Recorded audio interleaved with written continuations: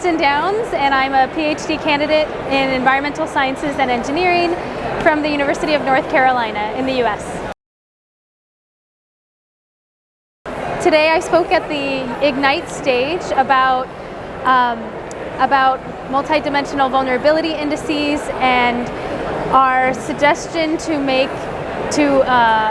increase a bigger regional approach to multidimensional vulnerability indices. There's an example of those that's being developed for small island developing states, and we are encouraging people to think more about getting more regions involved, and also including vulnerable people in the discussion, as well as groups of vulnerable people included in the indicators.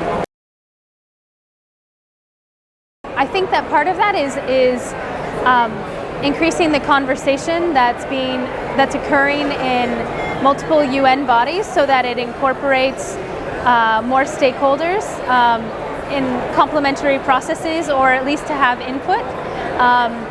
I think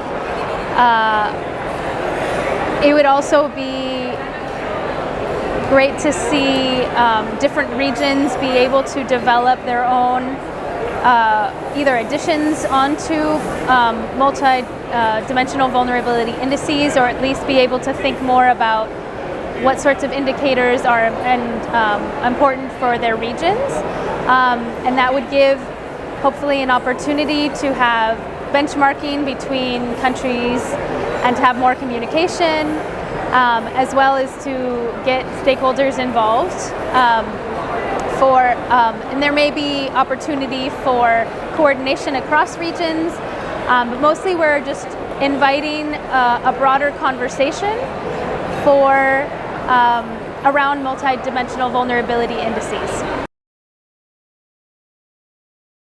I think, like many places, that those that are often more at risk are more vulnerable, and whether that is because of existing social or demographic challenges, whether that means groups like those with disabilities, or especially for disasters, who may have challenges getting access to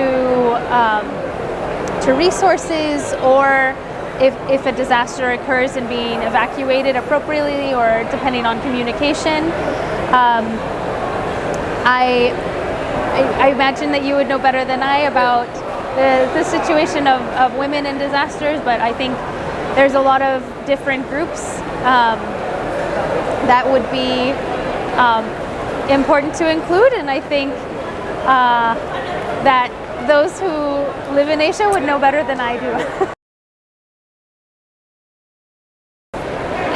There are a lot of different vulnerability indices if you look across academia and the UN. Within the UN system, there is the Environmental and Economic Index, which includes 8 indicators and is used to determine inclusion and graduation from the least developed countries, or LDCs.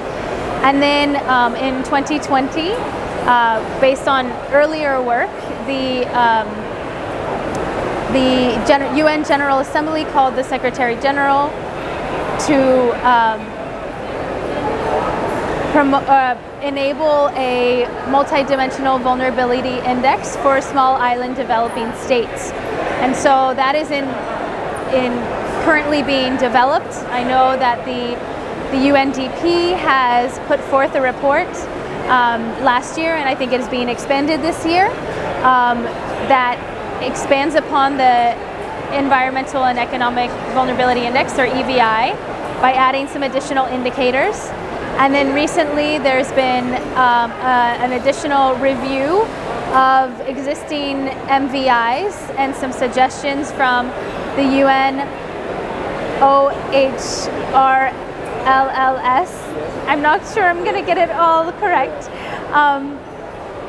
But so I think that's a continuing conversation, and so we wanted to take note of the great work that they're doing, that is being developed, and suggest that more regions could develop something similar, and and see where that may go.